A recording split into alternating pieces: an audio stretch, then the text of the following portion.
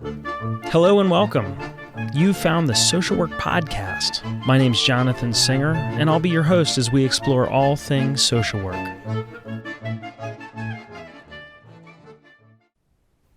Hey there, podcast listeners. Jonathan here. In today's episode of the Social Work Podcast, I speak with three men who are on a mission to prevent suicide. Matt Reynolds, Kevin Hines, and Greg Van Borsum shared their stories of managing their own suicidal thoughts, how they care for themselves and care for others, and how they're building a global network of support for suicide prevention.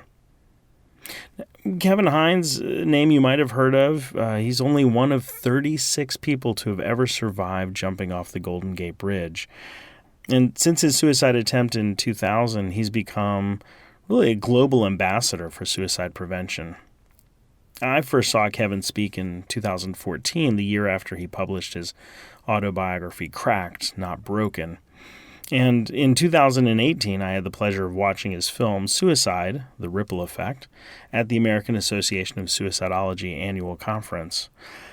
Kevin was joined by two members of his Conquer Collective, Matt Reynolds, who's the CEO and founder of Mindfloss, a nonprofit charity from Melbourne, Australia, and Greg Van Borsum, whose bio reads that he's the world's youngest professional natural bodybuilder, a multiple black belt martial artist, and an award-winning Hollywood filmmaker.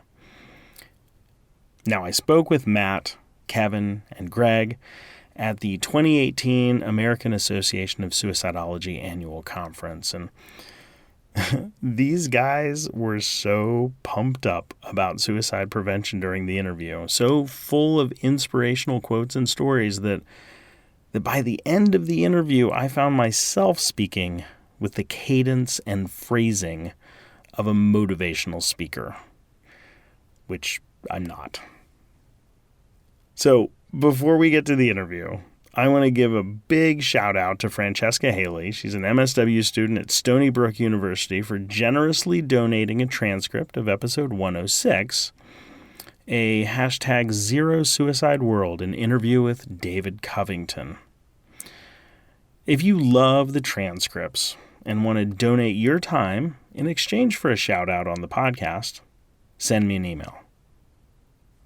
And now, without further ado, on to episode 125 of the Social Work Podcast, From Suicidal to Inspired, an interview with Kevin Hines, Greg Van Borsum, and Matt Reynolds.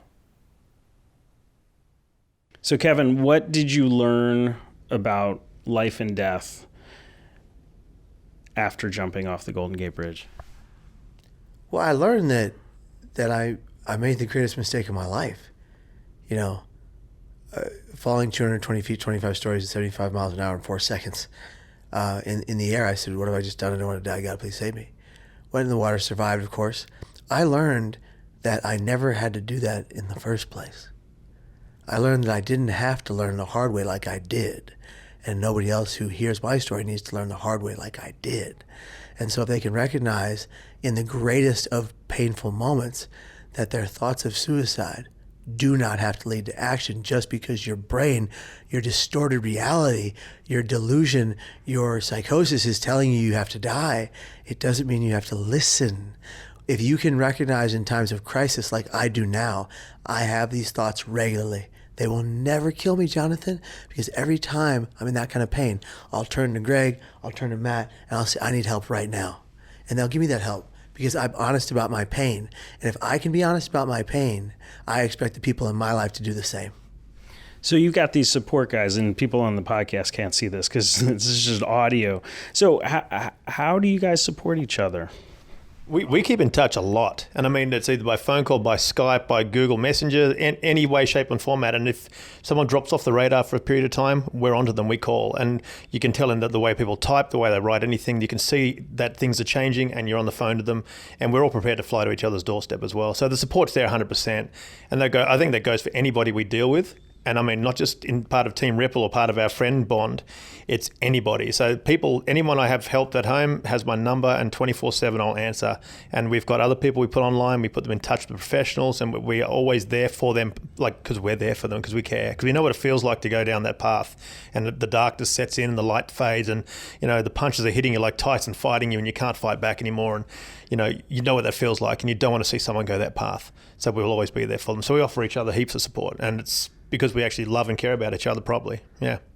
So you guys have managed to do this, and I say guys intentionally, because this is one of, I think, the biggest issues that we have is that guys don't support each other, right? There's not this culture of like, hey, can I talk to you? Can I call you up? But you guys have managed to do this. Like, how did you break past those stereotypes, the barriers about what it means to be a man, about what it means to be a guy in society, to do this for each other? I think for me, it got to the point of being so sick and tired of being sick and tired, and the point that I was at the very bottoms of life when I went through all my suicidal ideation and attempts, that there was only one way up for me, or one way to go, and that was up for me, and that was reaching out to people like this and getting past that moment, because the way I was living was no way of life at all. So I know that I deserved more, and I had a value and a self-worth of my life and how I wanted to get by, and it wasn't that. And so there was only one way to do it, and that was to speak up and reach out. And in doing that, yeah, I've lost a lot of mates, and I had a lot of people turn their back, but really they're not the people that I need in my life. So it's given me a level of acceptance that has enabled me to find another level to my self value and worth. So it's been a blessing, and to meet people like Kev, like we're just talking with what Greg said. How Kevin's helped people like us, it's not just every day. I originally met Kevin through seeing his stuff online, so without him even having to reach out.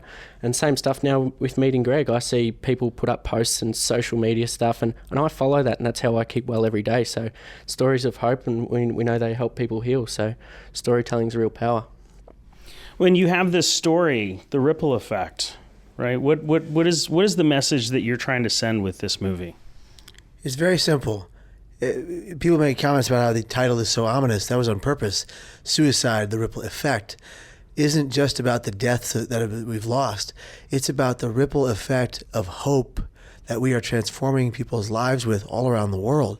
We have a group of a core Conquer Collective that is almost 40 people strong from a great many different continents, and they're all telling their story, they're sharing their moments, they're sharing their truth, and they're doing it in a way that is science-based and evidence-informed. They're doing it in a way where you look at the Werther effect, talking about the dangers of the method and talking about the method, which we do, but we always talk about the recovery and how we found it, how we live in it, and more importantly, how we stay in it every day. All of us have workout regimens, life regimens, and routines that keep us stable on this Conquer Collective. If you don't, you're off the team. Like, you have to understand, if you're not working tirelessly for your brain health every day, then you don't get to be a part. You don't get to jump in and play. And so we're all a part of the same team. We're friends, but we're family first. We are this group right here. We're brothers. The ones you see right in front of you. The rest of the 40 are brothers and sisters, and we are our brothers and sisters keepers. And we are here for each other, no matter what, no matter the pain, despite of the pain, in spite of the pain. And we're all going to thrive. We're going to do well because of how hard we work. Because nothing good ever came without it. My dad taught me that since I was born, I think. And secondly, we are who we are and what we are because we care so much about each other and each other's well-being. So brain health. Yeah. We talk about physical health. I can see the three of you clearly in good physical shape. But what do you mean by brain health? What is brain health? How do you get there? And what is it that people who are listening to this should know about that? Well, it's health. I don't think there's a disparity between physical and brain health. They work together. And if you're physically out of shape and you're eating the wrong foods, it all has a really bad effect on your headspace. If you have low self-worth, same thing. And so that affects the mental side of things, and then the rest of you suffers because we call it the laziness of depression. You got no energy to do anything anymore because you're feeling so down that it doesn't matter and it doesn't work. It's not worthwhile, and suddenly you're in a real rut. And so it's very important you eat the right foods, you get the right amount of rest. Like, sleep is very important. I know I don't sleep enough still because I have so much work to do. I think that's all of us. And then Kevin's living on fumes right now. And I know Matty probably doesn't sleep enough because he's emailing all the time to get the charity moving back home. And we've all got such important work to do that sometimes we undersleep.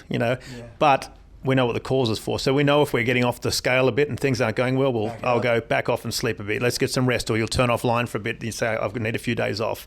But the physical regimen, I keep very physically fit. I do martial arts probably for about 30 hours a week.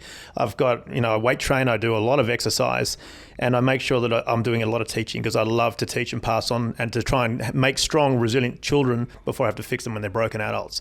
And I think that's one of the best things that happens to me, and that's rewarding in itself, because you're getting to them young and you can help them move forward. But all that physical, mental health, it all works hand in hand. That with your diet and a good amount of rest, and you're good to go.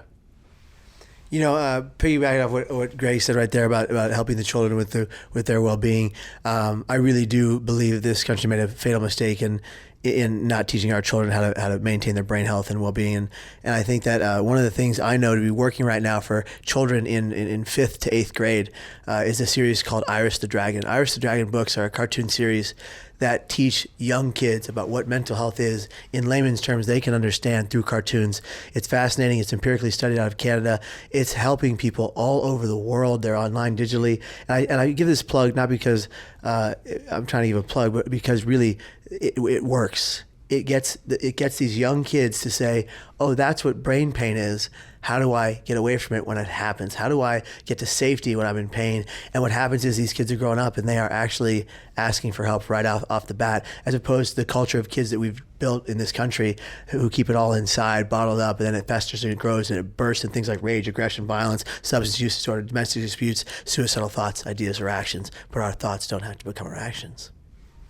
Yeah, I think the big one is the same as what these two boys have said, but it's doing things like on a holistic approach and gathering up more and more tools and techniques and strategies every single day on this journey to combat my wellness. It's not leaving it at exercise. It's not, we know we talk therapy and there's medications and that there, but they've got to be part of an overall plan. And I know I'm only 26, but I've been on this journey with diagnosis going back 8 years, and will wake up tomorrow and find more outlets and escapes to control what I'm experiencing. And that's how it's adding more strings to that bow to become a better fighter, and that's a better fighter of my mental illness and my brain pain. So I do things every day. I practice gratitude, compassion, mindfulness, meditation.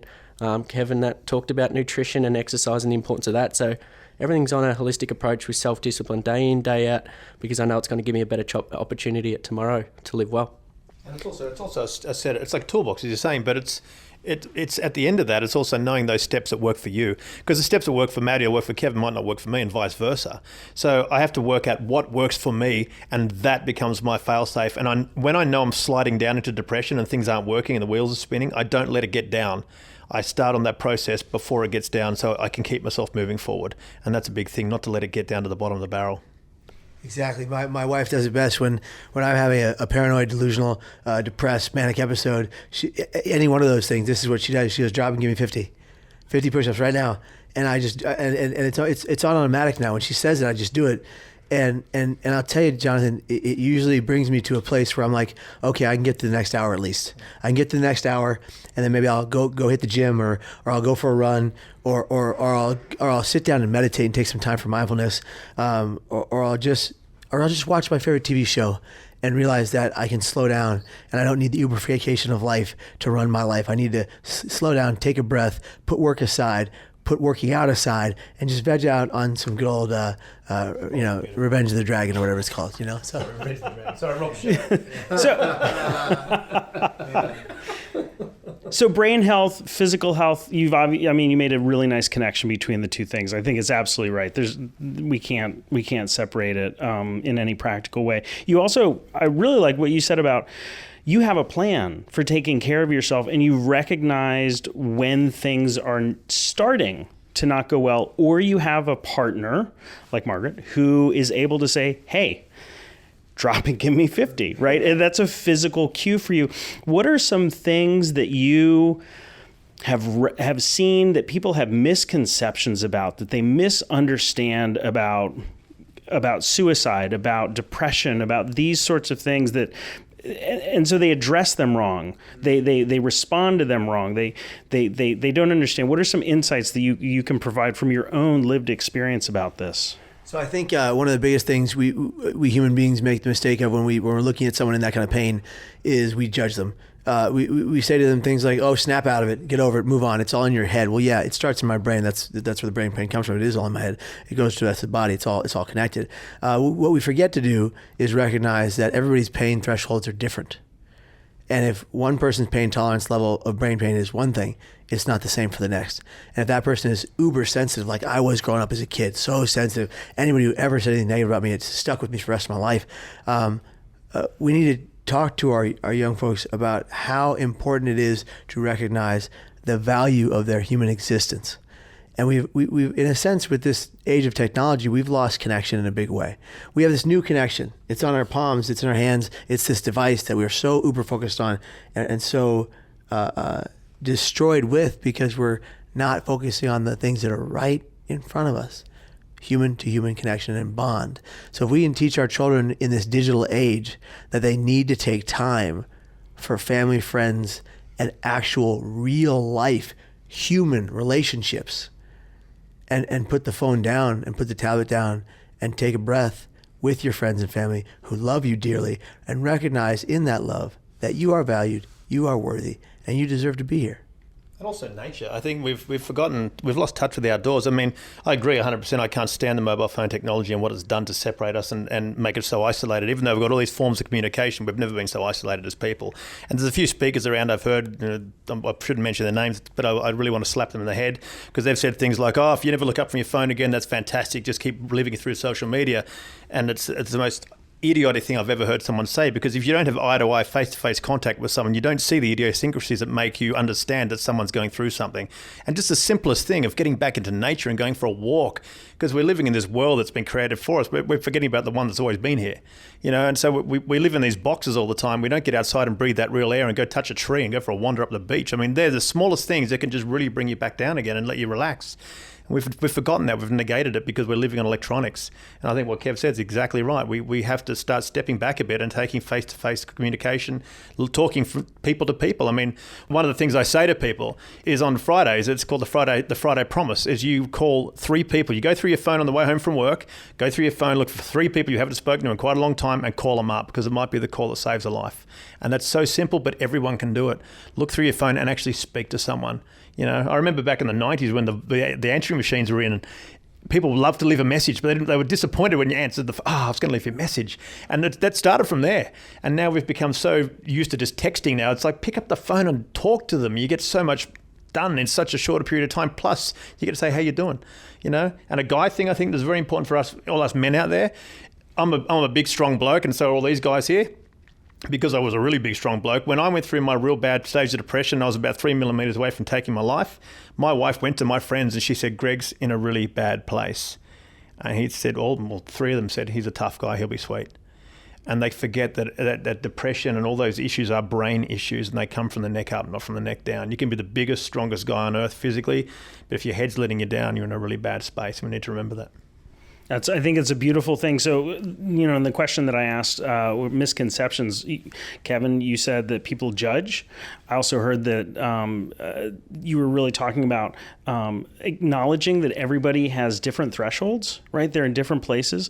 Greg, you made the beautiful point that connecting with nature, the thing that is in our DNA about the world, is really important, as is this beautiful idea of saying every Friday I'm going to connect with 3 people. I think that's incredible. And simple. Right now, Jonathan, I'm currently working on a web application that has had many forms and many iterations from the past, but now it's coming together, and it is going to be. I'm not going to say much about it, but it is going to be an app that allows human connection to be the paramount. We're going to use social media and social media tools to get people in one place together, to get them to put away their phones and to get them to sit down and engage in story. And crisis counselors will be the moderators of these programs. The app will get you visibly noticed online, then you will physically get yourself to the location. Once you get yourself to the location, the phones go in a basket and we get to work on what is the root of our problem. And we get to do it together, because the only way to grieve suicide, the only way to fight mental illness, the only way to fight brain pain is together, in unison, one for all and all for one. That's a beautiful way of saying there is a value in the phone as a way of reaching out to people that you might not be physically next to, but that it shouldn't be the end. The end should be being with someone in person. It's about utilising that. We've got to roll with the punches, and technology is a part of the world moving forward, so we've got to use it for what it's beneficial to us. So, when I talk at schools and stuff, I talk about of the morning. How many of us, get up and answer our phone or look at our phone for the first moment in the morning? And that's putting our happiness in external sources. We're looking for likes, follows, shares, messages, instead of getting up and being proactive instead of reactive. So, but using our phone in the afternoon, it might be from self-reflection or to write down goals and to journal entry and get therapeutic. You can use that for really good reasons. But I think you win the morning, you win the day, and that's why I encourage everyone to get up of a morning and not be reactive to what is happening in the outside world, and focusing on you right there and getting out of bed of a morning with energy and drive and bounce to give yourself the best shot at the day. So got to roll the punches with technology. I think it's going to be here to stay, so we just got to use it for what to benefit ourselves in the best possible way. And one for all the Muppets out there, or you 25-year-old, 20-year-olds that want to be, super successful, ultra rich, get over that crap. Because in all honesty, everyone wants to put a time frame on it. 3 years' time, I've got to be ultra successful. In 4 years' time, I've got to. You know what? Stuff happens when it happens. I've won and done tons of stuff, and it's taken years, like 15 years, 10 years, and when you're trying to work towards being better at something, the best way to avoid getting depression is to just keep on the path and keep working towards it, and don't worry about the end game. Just be in the game, and it will happen when it happens. And the minute you start putting time frames on it and the wheel starts spinning, you'll start getting very depressed and very down, and you'll probably give up, especially the way we are these days with instant gratification being the big thing. We have to understand that mastery, and this is, my martial arts life's been 43 years, and I still don't feel like I'm any closer than when I walked in the dojo door when I was a tiny kid. It's a never-ending journey to better yourself. And success isn't a money thing. And I saw a great comic a little while back in Sydney where it showed the modern human man and woman, and it had a guy running full speed with a stick on his head with a carrot, like a carrot in him, but it was a whole wad of money, and at the end of it was a grave. And it's exactly what we're doing. We're missing our lives chasing the dollar and ending up in a grave, and we wonder what happened. But we're missing this wonderful life out there because we think success is the dollar. It's not. If you're off in the wilderness having a great time with the monkeys, that's wonderful. That's excessive. That's what you want to do. So whatever you have going for you, work towards it, and don't put a time limit on it. Okay, just work towards it. You'll be a much happier person. Patience is the key. Patience is the key. Take your time. Do it right the first time. Amazing and inspirational to talk to the three of you. What are your last thoughts for the folks who are listening? Okay, one main thing, especially for any clinician or any social worker going out into the front, is understanding more so just that the parents sometimes need a bit more work than the kid does. I mean, I deal a lot with children, especially in my martial arts school. I've got a lot of kids that have got different forms of things that are on the spectrum, different forms of mental health issues. And the parents, a lot of the time, will threaten them with going to a mental health facility as a punishment. And it's a really big thing that we need to nip in the bud before it gets out of hand, because it should be seen as a safe place, and a place where if a child is struggling, they can go and they can be feeling safe and they can get the help they need, not as a threat. And it's very deadly. It's absolutely catastrophic to the child's well-being. I get kid after kid to my place who just says, Mum's threatened me with this and Mum's threatened me with going back there. And I don't think that should be the case. I think they should know that that's a safe place. So if they're having a hard time, they can go there almost voluntarily, so it doesn't lead to a hostile situation which involves, law enforcement and that.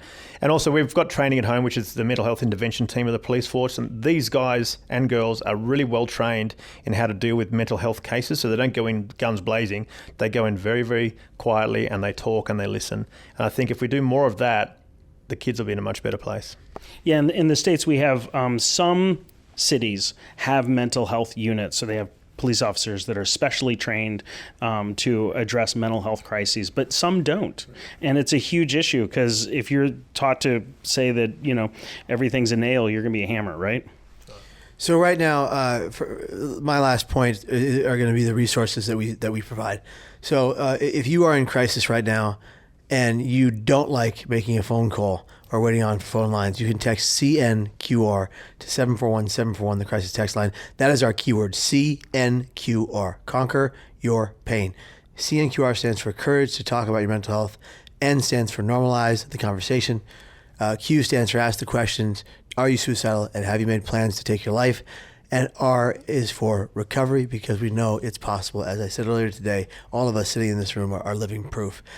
So text Conquer to 741-741. If you don't want to do that, the 1-800-273-8255, the National Suicide Prevention Lifeline, +1 for military veterans. And finally, go check out my YouTube, please. YouTube.com/Kevin Hines. Here's why. There are over 150 videos all about mental health, brain health, mind health, all mental health all the time. They are free. They are yours. They are usable for trainings. They are usable in any situation that can help someone who is mentally unstable find a glimmer of light at the end of their tunnel so they can stay here and be here tomorrow. They're for you. Take them, use them, share them in classes with your school, share them with your teachers, share them with your students, share them with your loved ones. They're helping people all over the world through the power of lived experience and lived expertise. And these guys are in some of the videos right next to me because their stories are so moving and powerful, and they're changing people's lives with their words.